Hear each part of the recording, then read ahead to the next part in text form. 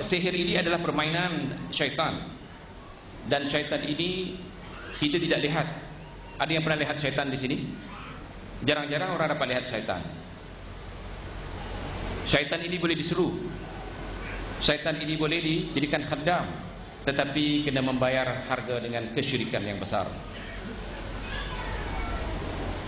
Di makalah ataupun di kertas kerja yang ada pada tuan-tuan, terlalu panjang, saya ambil ringkas-ringkas sahaja.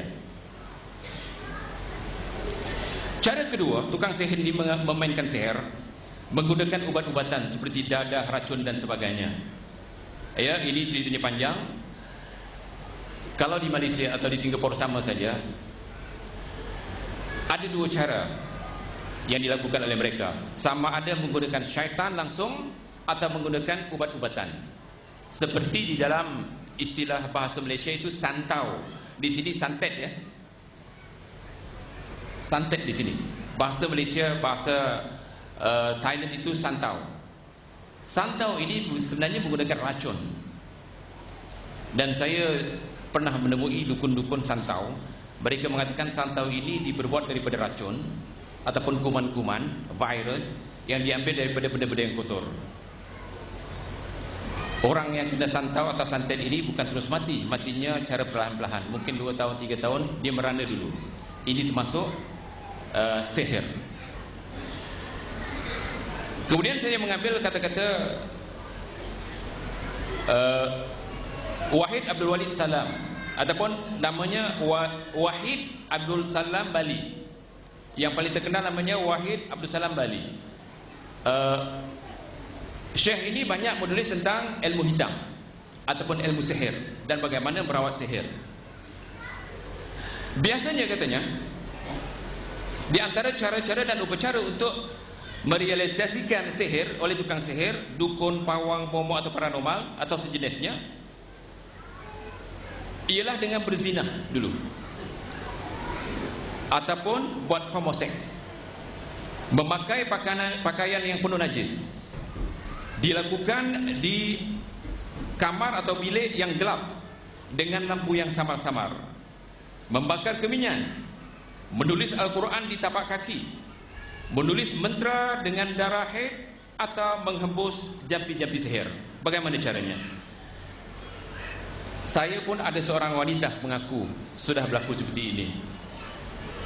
Tapi saya sangat berjaga-jaga sehingga nama wanita ini ataupun perempuan ini saya tidak akan ceritakan. Cuma ceritanya saya minta izin, boleh atau tidak saya ceritakan kisah puan ini di dalam kuliah saya supaya jadi iktibar? Boleh katanya, tapi dengan syarat tidak disebut namanya.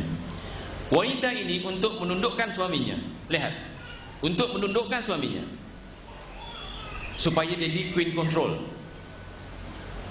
dia pergi dukun. Disyaratkan oleh dukun, pertama sekali kena yakin dan kena ikut apa yang diperintah oleh dukun. Antaranya masa dia haid, waktu dia haid berzina dengan pak dukun. Dan darah haid ini diambil, itu ditulis ayat Quran di bawah tapak kakinya. Kaki siapa? Si wanita ini. Dia sudah berzina sebanyak 7 kali. Waktu haid 3 kali. Waktu dia tidak haid, homo, dia melalui belakang 3 kali. Kemudian waktu biasa penutup zina melalui faraj 1 kali. Berapa kali? 7 kali. Ini dilakukan supaya suaminya tunduk. Tapi sayang, bila suaminya jadi bodoh, tiba-tiba dukun itu mati, pak dukun mati. Siapa mau merawat? Yang boleh merawat adalah pak dukun. Bila dia menangis menceritakan kepada anak katakan bahawa ini boleh dirawat insya-Allah dengan Quran dan hadis. Dan rawatannya saya tulis dalam kertas kerja ini. Orang yang kami rawat, alhamdulillah 90% biasanya, 90% itu sembuh. Tapi caranya ikut sebagaimana yang kami sudah tulis. Oleh karena itu, kalau orang kena sihir atau ada tanda-tanda sihir, jangan pergi dukun. Sebab kalau pergi dukun, kita sudah bermain sihir. Siapa yang bermain sihir, kita lihat dalam Al-Quran, dia boleh jadi kufur, atau jadi kafir, atau jadi syirik. Maka jangan bermain-main dukun. Secara ringkas, kerana masih tidak mengizinkan, Khalifah Umar bin Khattab sudah membunuh 3 orang ahli sihir yang diistilahkan sebagai sekarang kahin atau kuhan atau arraf ataupun dukun ataupun pawang ataupun nujum ataupun tukang tele, tukang ramal. Walaupun ada ulama khilaf mengatakan bahawa kalau ditangkap tukang sihir ini, siapa tukang sihir dimaksud sini? Pawang, dukun, bomo, tukang ramal, nujum, ini semua adalah ahli sihir. Sebab disebut dalam bahasa Arab kahin atau arraf. Kahin dan arraf ini kalau ditangkap oleh Umar itu dipenggal kepalanya. Begitu juga Hafsah menceritakan bahawa dia sudah memenggal kepala jariahnya yang menyihir dia. Jadi di dalam Islam, syadidnya dukun atau pawang itu kalau ditangkap itu tidak diberi peluang untuk bertobat, tetapi terus dipenggal kepalanya. Kenapa? Kerana pawang, bomo, dukun, mereka adalah penyebar kesyirikan paling besar. Tetapi alangkah ramainya orang kita kalau ada sesuatu berlaku di dalam rumahnya atau rumah tangganya atau pada dirinya, kemana dia pergi? Kepada tukang sihir. Saya katakan, dia dikatakan tukang sihir itu dukun, pawang, bomo, tukang ramal ataupun paranormal, tukang tele, tukang tenun, tabib, orang pandai, apa lagi istilahnya. Jangan tertipu dengan istilah-istilah nama-nama ini. Orangnya satu, yaitu tukang sihir. Begitu juga menurut Walid Wahid Abdul Salam Bali lagi, mengikut Al-Quran,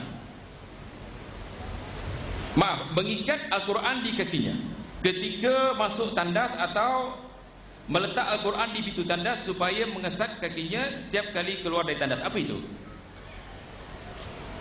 Saya sebelum ke sini saya nonton 3 CD paranormal yang majlisnya di sini.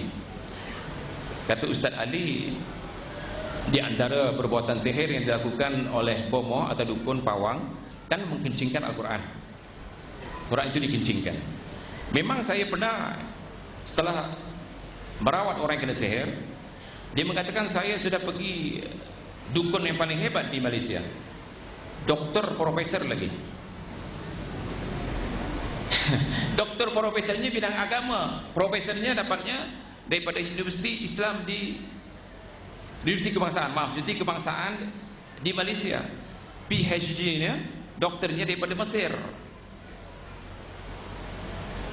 Jadi ada orang yang sudah pergi ke dokter ini ataupun pawang ini. Menurut cirinya pawang ini mungkin ada seorang ustaz ya, yang Ustaz Ali juga kenal, Ustaz Arif kenal, namanya Ustaz Zul Akmal.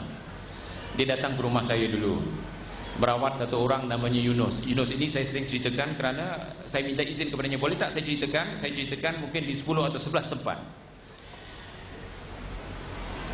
Dia ni kena sihir. Bila kena sihir, dia jumpa ke dokter ni. Dan dokter ini rupanya dia ada klinik. Nama kliniknya Darus Syifa. Apa salahnya kita sebut? Kalau Imam Muhammad mengatakan tempat kemungkaran itu kena sebut supaya orang jangan pergi kepadanya. Sihir ini mungkar yang paling mungkar. Kata sahabat ini, dulu setan yang ada pada saya satu saja.